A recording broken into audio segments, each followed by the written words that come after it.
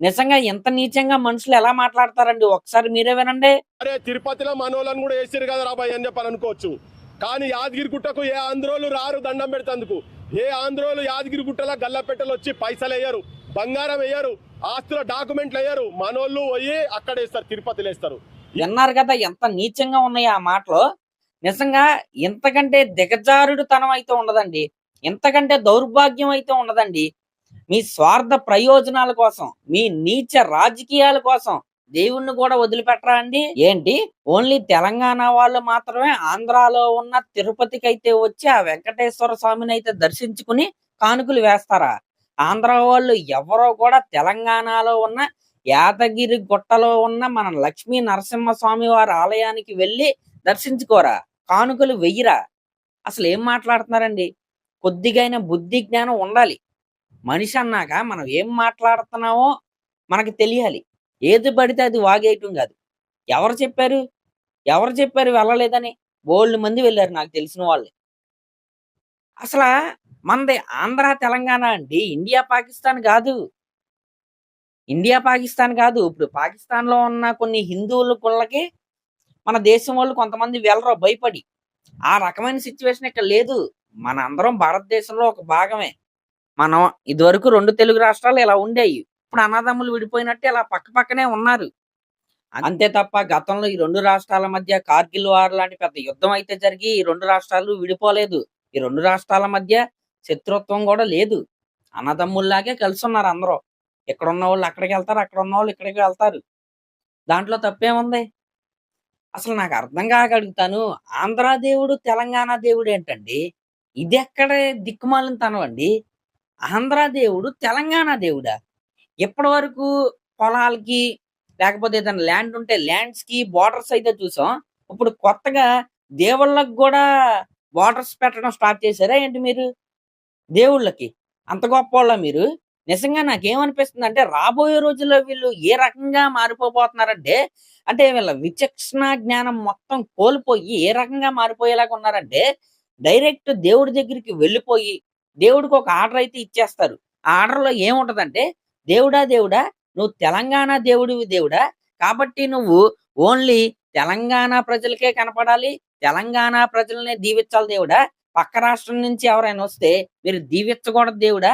ఈ రకంగా దేవుడికే ఆర్డర్ ఇచ్చేలాగైతే ఉన్నారు. అంత దౌర్భాగ్యమైన స్థితిలో ఇలాంటోళ్ళు మాట్లాడుతా ఉన్నారు. అయినా దేవుడికి బోర్డర్స్ ఏంటండి? దేవుడికి ఒక ప్రాంతంతో ముడిపెట్టడం ఏంటండి? నాకు అర్థం కాక అడుగుతాను. ఎంత దరిద్రం అది? ఎంత దరిద్రం ఒకసారి ఆలోచించండి. అసలు నిజం చెప్తున్నా, ఎప్పుడు హైదరాబాద్ వెళ్ళినా సరే ఈ 3 టెంపుల్స్ అయితే నేనైతే మిస్ అవ్వను. ఒకటి బిర్లా మందిర్ నాకు చాలా ఇష్టం. నైట్ ఎళ్తే అక్కడ ఉన్నంత ప్రశాంతత ఎక్కడా ఉండదు. సెకండ్ పెద్దమ్మ తల్లి టెంపుల్.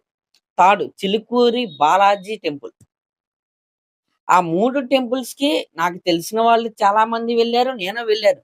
కానీ నాకెప్పుడు కూడా దేవుడి గుడికి వెళ్తున్నాం, దేవుడిని దర్శించుకుంటున్నాం, మనకేమైనా మొక్కులుంటే తీర్చుకుంటున్నాం, వాళ్ళందరూ మమ్మల్ని కాపాడతారు, దేవుడా నన్ను కాపాడు అని ఆలోచించాను తప్ప, ఇది తెలంగాణ, తెలంగాణ దేవుడని ఏ రోజు ఆలోచించలేదండి. ఏ రోజు ఆలోచించలేదు. యాదగిరిగుట్టలో ఆ లక్ష్మీ నరసింహస్వామి దేవాలయాన్ని కేసీఆర్ గారు అంత అద్భుతంగా డెవలప్ చేసినప్పుడు యెస్! మంచి డెవలప్‌మెంట్ జరిగింది. రాబోయే రోజుల్లో మరొక తిరుపతిలాగా ఆ గుడి కూడా డెవలప్ అవ్వాలి. మన ఖ్యాతి ప్రపంచం మొత్తానికి తెలియాలనే కోరుకున్నాను గానీ, ఈ రకంగా మన ఆంధ్రాలో కాకుండా తెలంగాణలో గుడి కట్టారు. ఆ గుడికి వెళ్ళకూడదని ఏ రోజు అనుకోలేదండి. నిజంగా అలాంటి ఆలోచన వచ్చినోడు మనిషే కాదండి. అసలు మనిషే కాదు.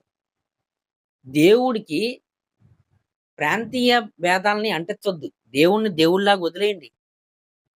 దేవుడిలాగా వదిలేయండి. ఆయన సిల్లీగా ఆంధ్ర దేవుడు, తెలంగాణ దేవుడు ఏంటండి? అలా విభజించి ఏంటండి? ఏం సాధిస్తారు దానివల్ల? లేని గొడవలు పెట్టడం తప్ప దానివల్ల ఉపయోగం ఏముంది? జీరో. జీరో అంతే. మీ స్వార్థ ప్రయోజనాల కోసం మాత్రమే చేస్తున్నట్లు క్లియర్ కట్‌గా అయితే మనకైతే కనపడుతుంది. అసలు నిజంగా ఎంత దౌర్భాగ్యం అంటే, మన హిందూ కల్చర్ గురించి, మన హిందూ గాడ్స్‌ని, వాళ్ళ స్టోరీస్‌ని తెలుసుకొని ప్రపంచ దేశాలు మన హిందూయిజాన్ని, మన గాడ్స్ ని ఆరాధించడం మొదలు పెట్టారు.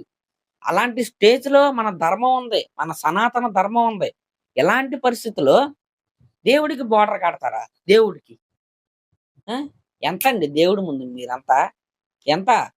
మొన్న ఒక డైరెక్టర్ ఒక సినిమా తీశాడు సూర్య గారితో. నిజంగా నాకు చాలా కోపం వచ్చింది ఆ సినిమా చూస్తున్నప్పుడు. దేవుడికి బోర్డర్ ఏంటి? దేవుడికి బోర్డర్ ఏంటి గురు? సర్లేండి, ఆ సినిమా పక్కన పెట్టండి.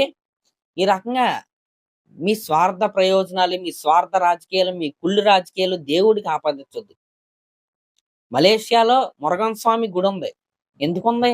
ఇంకా చాలా దేశాల్లో మన దేవుళ్ళ గుళ్ళు ఉన్నాయి. ఎందుకున్నాయి?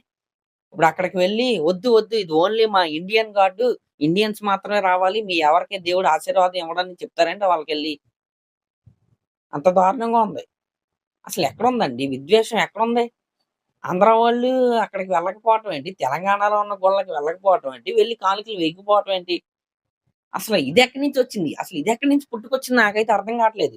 మీరు ఒక్కసారి శ్రీశైలం వెళ్ళండి. అక్కడ తెలుగు వాళ్ళ కంటే కర్ణాటక వాళ్ళు ఎక్కువ మంది ఉంటారు. ఎలా ఉంటున్నారు? ఇప్పుడు కర్ణాటక వాళ్ళందరిని ఆపేస్తారా ఏంటి? మీ కర్ణాటక దేవుళ్ళు మీ కన్నడలో ఉన్నారు కదా, మీ కర్ణాటక స్టేట్ లో ఉన్నారు కదా, మా ఆంధ్రాలో ఉన్న శ్రీశైలంకి రావద్దని చెప్తారా ఏంటి? మహానందికి వెళ్ళొద్దని చెప్తారా ఏంటి? ఎవడో మీరెవరు చెప్పడానికి ఆంధ్ర దేవుడు, తెలంగాణ దేవుడు, కర్ణాటక దేవుడు, లేకపోతే తమిళనాడు దేవుడు అని చెప్పడానికి మీరెవరో? దేవుడికి బార్డర్ పెట్టేంత స్టేజ్ ఎవరికి లేదు. దేవుడి వల్ల ఈ రోజు మనందరం ఇలా ఉన్నాం. ఫర్ ఎగ్జాంపుల్ మన ఆంధ్రాలో ఉన్న తిరుపతి గుడిని ఎగ్జాంపుల్ గా తీసుకోండి. ఎక్కడెక్కడి నుంచో ఆ స్వామివారిని దర్శించుకోవడానికి వస్తారు. వాళ్ళలో తెలంగాణ వాళ్ళు ఉంటారు, ఆంధ్ర వాళ్ళు ఉంటారు, కర్ణాటక వాళ్ళు ఉంటారు, నార్త్ నుంచి వస్తారు. వాళ్ళందరూ సమానమే దేవుడి ముందు. ఈ బార్డర్స్, ఈ స్టేట్స్ అవన్నీ పెట్టుకున్నది మనం. దేవుడికి అవేమి ఉండవు.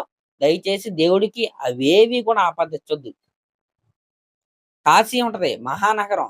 అక్కడ ఓన్లీ వాళ్ళే ఉంటారండి? వారణాసి వాళ్ళే ఉంటారా?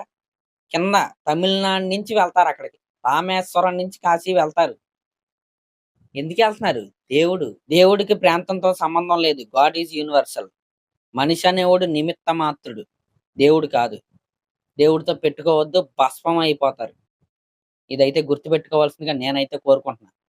మీ విష ప్రచారాల గురించి, మీ రాజకీయాల స్వార్థ ప్రయోజనాల గురించి దేవుణ్ణి వాడొద్దు.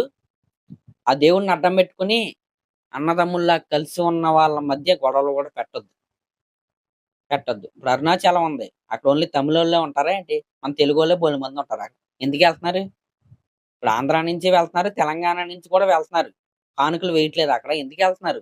ఆ మహాశివుణ్ణి దర్శించుకోవడానికి. ఎక్కడుందండి భేదం? ఎక్కడుంది? దేవుడికి ఎక్కడుంది భేదం?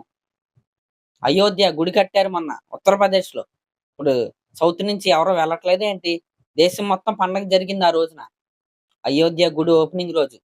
ఆ శ్రీరామచంద్రుడి పుట్టిన స్థలంలో ఆ శ్రీరామచంద్రుడికి గుడి కట్టారని దేశం మొత్తం సంబరాలు చేసుకున్నారు. బోల్డు మంది దర్శనాలు కూడా చేసుకున్నారు సౌత్ నుంచి వెళ్ళి. ఎక్కడ? దేవుడికి ప్రాంతంతో సంబంధం లేదు. దయచేసి మళ్ళీ చెప్తున్నా, మీ రాజకీయాల కోసం దేవుణ్ణి వాడొద్దు. అలాగే మొన్న ఎన్టీఆర్ గారిది God of war cinema announcement అయితే వచ్చింది. వచ్చిన తర్వాత దాంట్లో సాంస్క్రిట్ లో శ్లోకం రాశారు. తమిళ్లో లేదని తమిళోళ్ళు ఏమంటున్నారంటే, తమిళనాడు పీపుల్ కొంతమంది, అందరూ కాదు, మా తమిళ్ గాడ్ తమిళ్లో ఎందుకు లేదు? తమిళ్ గాడ్ ఏంటి? తెలుగు గాడ్ ఏంటి? హిందీ గాడ్ ఏంటి? కన్నడ గాడ్ ఏంటి? హ్మ్. ఏంటి? మాట్లాడుతుంటేనే చాలా చిరాగ్గా ఉంది కదా! దయచేసి దేవుడికి బార్డర్స్ పెట్టొద్దు. దయచేసి పెట్టొద్దు. ఇప్పుడు ఆంధ్రప్రదేశ్‌లో తిరుమల తిరుపతి దేవస్థానం ఫేమస్.